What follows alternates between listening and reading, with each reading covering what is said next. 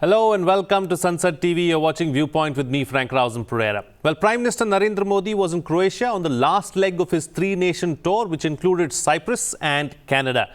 This was the Prime Minister's first foreign trip since Operation Sindoor and an Indian Prime Minister's first visit to Croatia. While in Canada, Prime Minister Modi participated in the G7 summit. His visit to Cyprus and Croatia is largely being seen through the angle of strategic messaging and exploring new vistas for cooperation across sectors. The Prime Minister's trip to Cyprus and Croatia, both members of the European Union, has come after External Affairs Minister S. Jaishankar's visit to France, Belgium, Netherlands, Denmark, Germany and the EU within just 1 month. This highlights the growing importance of India-EU ties. In this edition of Viewpoint, we will analyze the Prime Minister's visit to Cyprus and Croatia and India's growing ties with Europe. Joining me on the program today are Ambassador Suresh K. Goel, career diplomat, and Professor Gulshan Sachdeva, Center for European Studies, JNU. Thank you to my guests for joining me on this edition of Viewpoint. Ambassador, let me start the program with you first. Let's first try and understand and analyze, the importance of the ties between India and Cyprus, why this visit of Prime Minister Modi to Cyprus is important, and what is of key significance? In fact, I think I'm going to talk about both Cyprus and Croatia together to begin with, really, because like you said, it's an important part of messaging from India, the importance and the key placement of the European Union that we are now placing in our own foreign policy metrics and our strategic thinking.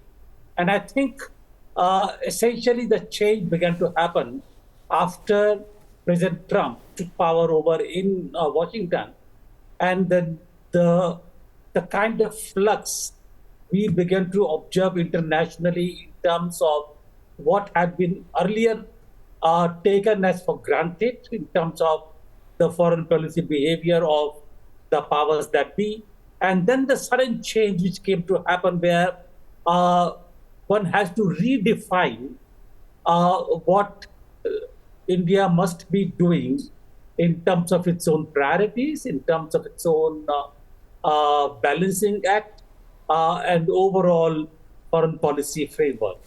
And in that framework, just like India-UK BTA was signed with great alacrity, since it became important for us to establish new equations, new synergies, we have begun to look, as I see, with Europe in a different way, with a greater degree of interest, since there is a kind of rupture. It's a strong word, but I think rupture is the right word to use here in relationship and the anchorage of USA vis-a-vis Europe. President Trump had issued warnings about NATO, calling upon, which he had done even before, of the European countries to bear more of their defense responsibilities.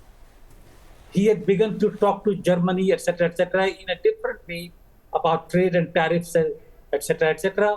India, I think, began to realize that it is not the game as usual anymore. And therefore, Europe has become a great option to balance our own strategic thinking, politically as well as economically. Absolutely. And I would look at Cyprus and Croatia as a part of our own renewed trust on Europe and the European Union, of which both Croatia and Cyprus are members. In the case of Cyprus, I think Turkish behavior during not just Operation Sindoor, but even earlier, had become another factor to take us closer to Cyprus. But later, I'll speak later on that in greater detail. But Turkish factor played a role, but I think it was more than that. It was really wanting to do business with Europe. Right. That was a factor, yes. Okay, points taken. Let me take the points that you're making forward with Professor Gulshan Sachdeva. Now, Professor, this point that the ambassador just made about, Turkey and how Turkey has been behaving of late, etc. Keeping that in mind, what strategic importance or of what strategic importance is Cyprus to India and vice versa, considering the present scenario? Well, thank you, Frank. I mean, this was one factor, I would say, messaging, because this was also Prime Minister's first visit after Operation Sindoor. But, I think as you started this discussion, broad things. One is India's increasing ties with Europe and also individual countries. I mean, here in this case, we are discussing Cyprus and perhaps Croatia, the recent visits. Cyprus, this is a very small country, island of, just more than 1 million population. So one would really think, I mean, what exactly the importance of this country for us is. But, if you look at strategically, this is situated somewhere very important position where you have one side, you have Middle East, West Asia, and then you have Europe and Asia. And then, economically also, even it's a small country, but if you look at the numbers, because of the, economic policies, what they follow, in the last, 20 years, we have about 15 billion investment coming from Cyprus to India. It's almost like 9th or 10th major investor in India. Of course, many of those companies are international companies using certain policy framework of Cyprus, and they are investing in India. But it's an important component within our economic strategy in that sense, because working with them. And then, within if our ties with Europe and with the EU are increasing, and we feel that they are important, as I think both of you have mentioned, the Cyprus is a member of the European Union. And next year, for the next 6 months, they are going to have the rotating presidency of the European Council. And this particular period is going to be crucial for India-EU ties. Because, as when President of the European Commission, Ursula von der Leyen, when she was here a couple of months back in Delhi, so it was decided by Prime Minister of India and by the leadership in the European Union that FTA, foreign trade, the free trade agreement negotiation, which has been going on now for quite some time. In fact, from 2007, but at least from 2021, the renewed restarting our negotiations. So those negotiations would perhaps be, they agreed to end by end of this year.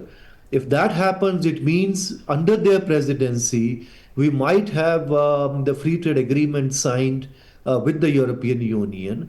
And then by this year, the roadmap which was agreed between India and the European Union 2025, that roadmap is also going to be over. So the next 5-year roadmap again is going to be there from 26 till 2030 or maybe some other time frame. And then we are also going to have a summit meeting perhaps during that period of time. And it may coincide with the Cyprus presidency. Sure. So it means and of course there's a messaging because of, as Ambassador also mentioned, because the Turkish closeness during Operation Sindoor, and they have their own difficulties with Turkey. As you know, the 1/3 of Cyprus is under Turkish occupation, and still that issue has not been resolved, the Cyprus question, and we are with Cyprus on this Cyprus question. So there are many of those issues in which one can look into this. Bilaterally, this was important because, more after 20 years or so, 23 years, I think any Prime Minister was visiting Cyprus. Right. Earlier visits we had, by Prime Minister Atal Bihari Vajpayee long back, and then before that, before 20 years, before that, we had another, visit by Prime Minister Indira Gandhi. But, we worked very closely with Cyprus because they're part of the Commonwealth. They are also founder member of the non-aligned movement. So, historically, we have been working together on all major issues. We are together. There is no disagreement or any of those issues. So I think, and at the same time, we are also looking at Europe in different ways. Of Right. course, we worked with the European Union. We had, with major countries, we had strategic partnerships earlier, and with the France, Germany, and with UK when it was part of the EU, and then recently we also with Italy and with Greece. So within the Mediterranean region and also within the context of, I think, India, Middle East, Europe economic corridor, I think all those issues put together, Cyprus becomes important within our India-Europe ties. Okay, points very well taken, and thank you so much for so beautifully portraying that picture of India-Cyprus relations for us. We'll move on now. We'll talk a little bit about Croatia as well. Ambassador, talking about Croatia, first visit by an Indian Prime Minister to Croatia ever. Clearly sends out a message that, Croatia, you are important for us now, and we want to start working with you even more going forward, because Europe also as a whole is important, and probably we can take something forward through you to Europe. This is exactly what I was saying right in the beginning. It's interesting that the Prime Minister should have gone to Cyprus, then on to Canada, G7, where you are expected to really deal with the international economic cooperation issues where India could play a role, and then come back to Croatia. Frank, see, the point really here is Croatia by itself is not really a major economy as far as India is concerned. Our trade with Croatia, our investments in Croatia, or Croatian presence in India is not really very significant. It's not really great. But it's again basically the importance we are attaching to Croatia as a part of Yugoslavia former, which they don't like to talk about at the moment really. But the fact that Croatia, in fact, was one country which at the breaking of the former Yugoslavia was the least problematic of the sorts really. It was missed. And therefore, in that sense, if you look at Europe, it's very convenient. It's really quite smooth to look at Croatia playing a role as a European country in terms of building what India wants, the bridges into Europe. And I think besides all this thing really, we have talked about, reports have talked about all kinds of things, investments, technology, etc., trade. But the point really here is, I think both Croatia and Cyprus can become our bridgeheads for economic investments into India. And if we are looking at the European Union FTA as the time goes by, Croatia is going to play an important role in that. Croatia is going to become president of European Union, I think, next year in the beginning, 26, if I recall correctly. And if that happens, then Croatia will be actually driving the process in our own FTA, in our own trade agreement. So it is, I think, in that sense that the visit to Croatia acquired importance. Frank. Absolutely. Professor, coming back to you now, as far as Croatia is concerned, Croatia certainly, like the ambassador has pointed out, can definitely be a gateway of sorts, to Europe. And very clearly, with this visit to Croatia, the messaging is loud and clear. And also, it's clear that we are going to be exploring new vistas for cooperation and looking at new avenues, new angles as well. Absolutely. These all different countries in Europe, they are all trying to become gateways to Europe. Of course, we would like to use all their linkages. And particularly, like as I was saying, the Cyprus was important because for India, Mediterranean region is also becoming a very, very important region. Close to 80 billion or so something, our trade is with the broader Mediterranean region, and large number of Indians are in the Mediterranean. But here, when you're talking about Croatia, it was an important part of former Yugoslavia. And during the Yugoslavia, that period, we used to have very important trade and economic partnership with them. And roughly within the broader Yugoslavia, two-thirds of our trade was only with Croatia. And since 2013, when they have become member of the European Union, They have also now the member of within the Eurozone. Next, I mean, they are also part of all major. They are also part of NATO, etc. So it means what we are doing is we focused on the Western countries. I mean the main countries within the European Union. We also worked with the Nordic region. We had the India Nordic summits, and we also, as I said, working with the Mediterranean region differently. But here in the Central and Eastern Europe, our focus was relatively less. But last year, when we had also one strategic partnership with Poland, and now what is happening is, this is, you can call it Central Eastern Europe or Southeastern Europe. Now, this part of the region is also one region where we had very close economic ties. I mean, at the same time, also very close political ties and cultural ties, but also, in fact, in useful defense relationship. Now, here, certain defense partnership has also been talked about.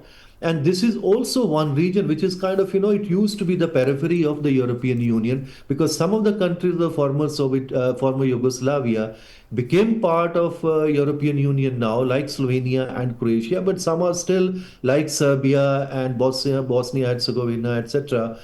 They are still not part of the European Union. And this part was also the one which was also kind of, focused. There was a lot of focus by China in this part of the region. So they were also part of 16+1 initiative of China. So China really expanded quite significantly in this region. But now there are certain worries within the European Union, within Central Europe and Southeastern Europe. And also India is also looking at this region again, that, we used to have very close ties with them. Now, some of them have become part of the framework of the European Union. So we are strengthening our ties with all of them.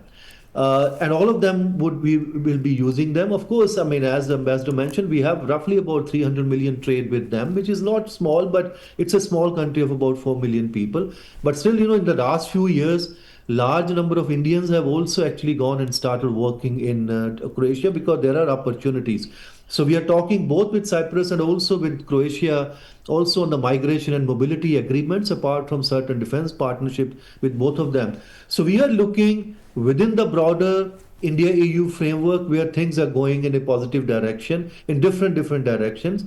And here, then we are also targeting different countries for certain political reasons, certain strategic reasons, and also depending on how much role they can play. And both these countries, particularly Croatia, is also important for India, Middle East Europe Economic Corridor, because when this corridor was announced in 2023, so at that time we were thinking, the narrative was basically linking with Greece. From Haifa port. Since then, you can see so many other countries, whether you look at France, you look at Italy, now you look at Croatia, and in fact some others as well, and Italy. All of them, they want to become hub of, in Europe, from the India-Europe, Middle East, Europe Economic Corridor. Right. Now, because of what is happening within the Middle East, I think certain things a bit slow, but I think these are all connectivity projects, are long-term projects.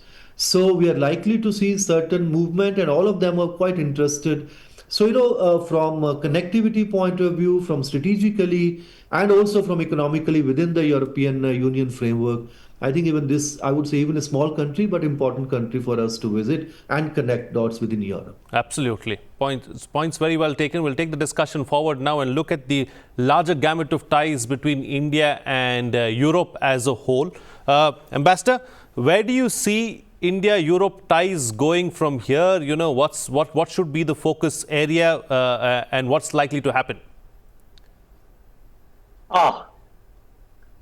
Let me go back to the beginning of what I said, really, because I do detect that while earlier we were focusing on our strategic matrix on countries across the Atlantic, change in the behavior has refocused our attention on the area which is closer to us, which has been politically quite close to us in the past.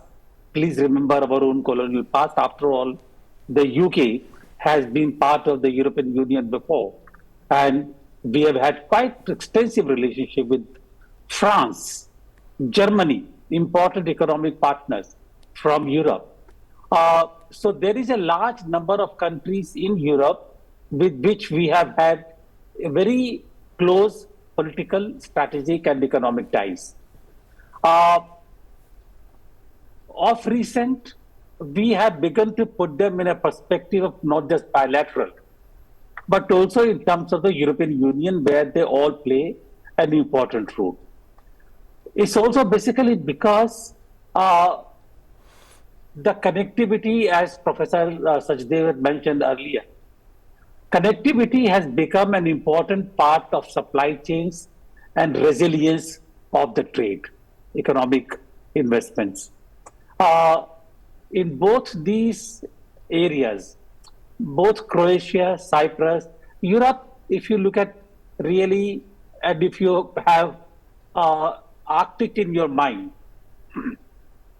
again, you need to get to Denmark, Norway, etc., Greenland, and the connectivity through lower Europe, through southern Europe, Mediterranean, etc., becomes very, very important. We have a very important connectivity project called IMEC, where Europe is an important part. And I was just reading that, for example, Croatia is part of the Trans-European Transport Network, TENT. Therefore, we have to look at Europe not just as one country anymore, but we have to look at Europe as a conglomerate of different countries all connected to each other, where what happens in one country, the relationship with one country will impact on the other. And it is from that point of view that we need to take a holistic approach, look at both European Union as a partner and important countries bilaterally.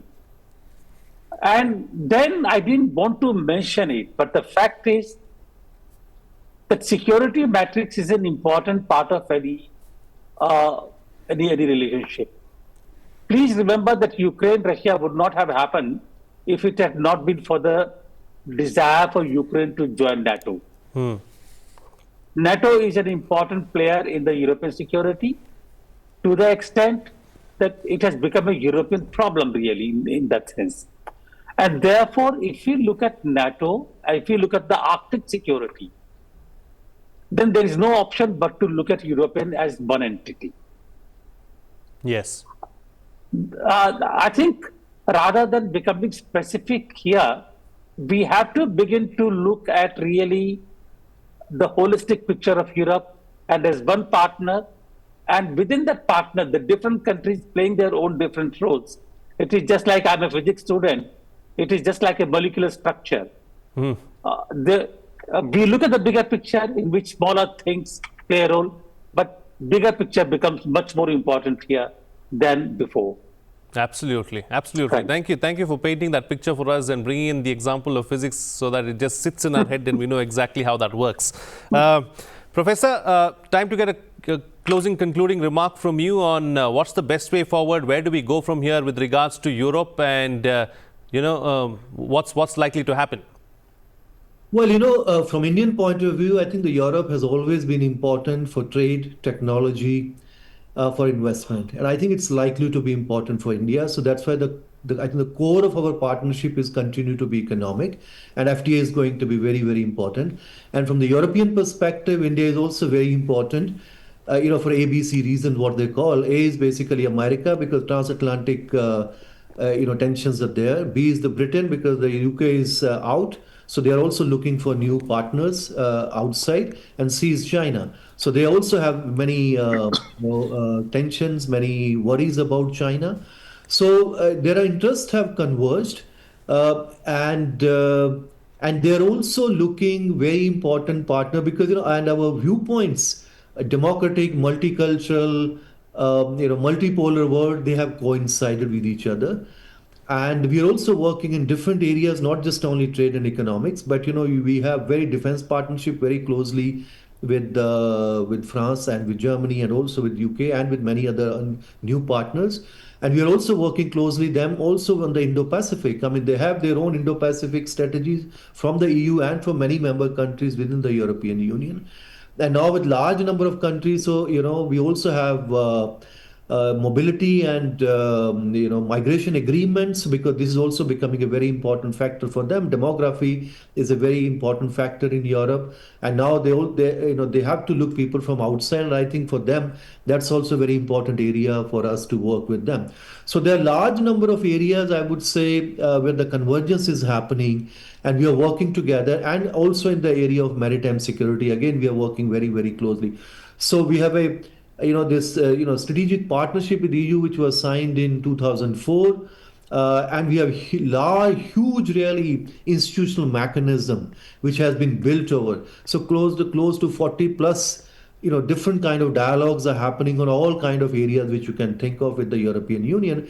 And then bilaterally, as I was mentioning, we have a strategic partnership with the major countries, but now we have also signed with countries like Poland, with Italy, and also with Greece, apart from the major countries earlier. And we are also looking region-wise.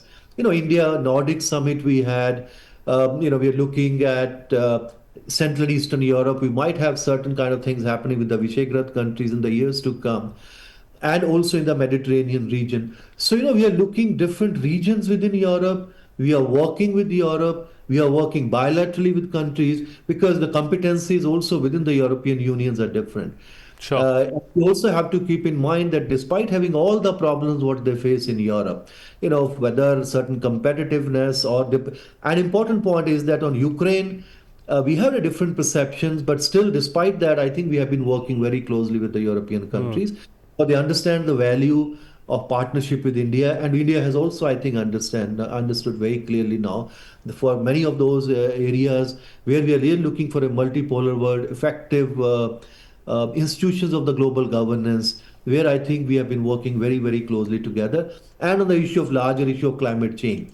That's Right. one area again where we have been working with the European Union and with the member states of the European Union very, very closely. So, there are many areas where convergence has taken place, and our engagements, as we have seen even with this visit, have been there with large countries, smaller countries, different parts of Europe. And, Ursula von der Leyen, the president of the European Commission, she was here with all the commissioners, more Right. than 20, that's very unusual. And earlier in 21, we also had, the meeting of our prime minister with all, leaders of the 27 countries in the European Union. Sure. So very engagements, institutional mechanism, and we are looking forward for the FTA by the end of this year. Absolutely. We're looking forward to the FTA, and we hope that it happens sooner rather than later. Thank you to both my guests for joining me on the program and putting things into perspective for us. Well, what's coming out of this discussion is that Cyprus is important really from a Mediterranean point of view as far as India is concerned. Croatia, of course, brings in its own importance and brings in its own things to the table as far as Central and Eastern Europe is concerned, a region that has been neglected in later years, and that's something that we are trying to change, and that's why the Prime Minister visited Croatia as well. So it's the message is loud and clear that it's not just the big countries that we are focusing on, but we are focusing on everybody in Europe to ensure that both Europe and India grow and grow well. With that, it's a wrap. See you again next time.